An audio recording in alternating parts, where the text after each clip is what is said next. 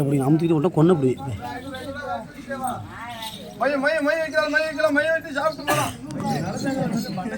சாப்பாடு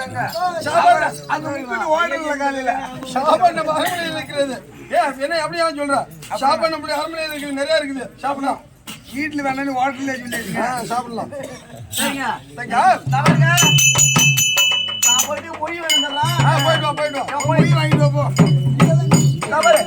மொழி காசு இல்லாதவங்க கதை போடலாம் போட முடியும்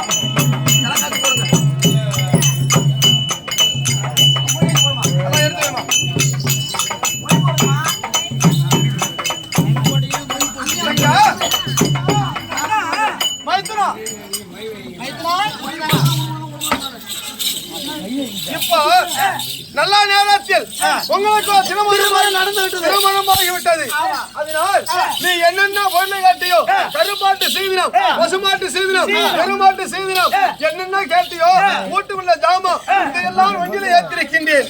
இனிமேல் உங்களுடைய அரண்மனைக்கு நீங்க சென்று வாருங்கள் கண்ணு. அப்படியா? உண்மைதான் தங்க.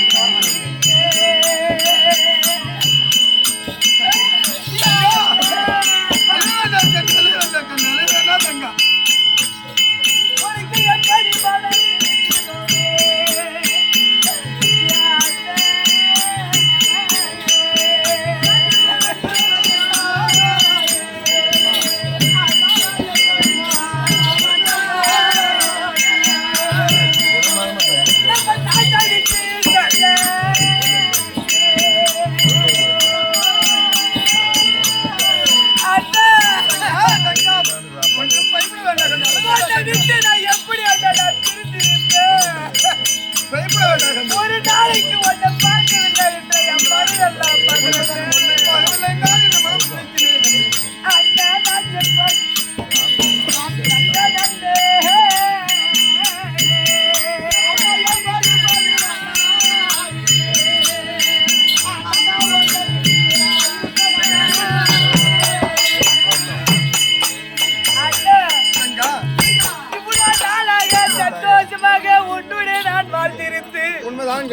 கூடி பிறந்து குட்டிப்பால் நம்ம உண்ணும் அல்லவா?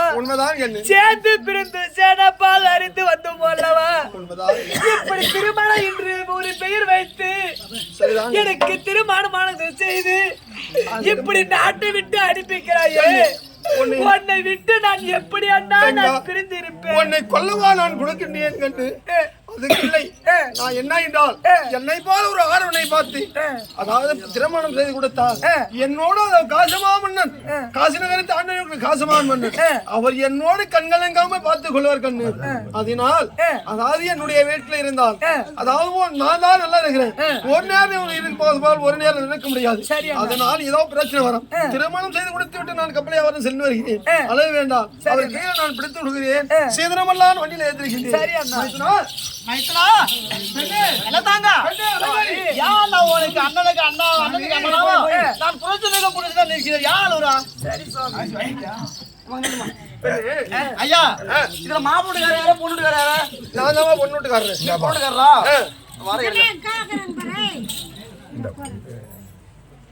பொண்ணு மாப்பிள்ளை யாரு இதுல? மாப்பிள்ளை இது பொண்ணு மாப்பிள்ளை யாருன்னு கண்ணுக்கு தெரியாது. உன் கண்ணு ஏமா உங்க கையில ஒண்ணு இருக்குது? இது 1 ரூபா இருக்குடா நேத்தில ஓட்டுறதுக்கா. வாங்கையில ஒண்ணு இருக்குது? 1 ரூபா இருக்குது. வாங்கையிலமா 1 ரூபா தான்டா இருக்குது. வாங்கையிலங்க 2 ரூபாய்ப்பா. இவன் தான் மொய் விழுந்துச்சு. மொய்யா உள்ள இதுக்கு மேல. இது செலவு பண்ணுறது யாரு? செலவு பண்ணுறது யாரு? இது ஜாமா இதெல்லாம் கிட்டத்தட்ட நீங்க 7, 8, 10 லட்சம் ரூபாய்க்கு மேல ஆகி போச்சு. இதெல்லாம் செலவு பண்றது யாரு? இதை தேடிட்டு போறவங்க நீ பாக்குறோம். போடுங்க வைக்கிறோம் போய். சரி நல்லதாங்க. ஒரு அண்ணன் எடுத்துலாம் அண்ணன் எடுத்துலாம். ஆசிரமம் பத்தி புறப்பட போலாம். கண்ணே தாய்க்கு தாயாகும் தந்தைக்கு தந்தையாக வளர்த்து கொள்வார். ஏன் கைப்பிட பாக்குறார்? கைப்பிடித்து அவர் இடத்தில் பிடித்துக் கொள்ள வேண்டாம். அக்கா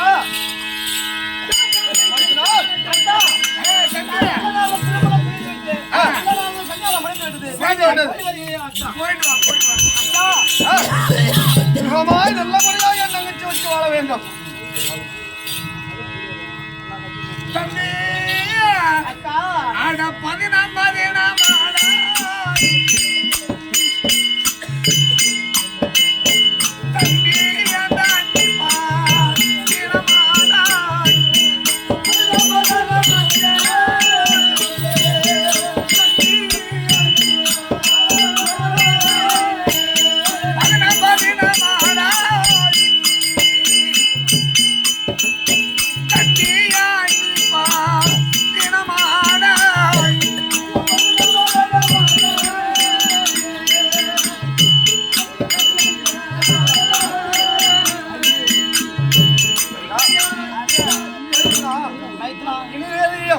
நான் தாய்க்கு தாயாகவும் தந்தைக்கு தந்தையாகவும் என் அண்ணி ஒரு தாயாகவும் நான் ஒரு தந்தையாகவும் நான் ஒரு அண்ணனாகவும் ஒரு அண்ணியாகவும் வளர்த்து கொண்டு வந்தோம்.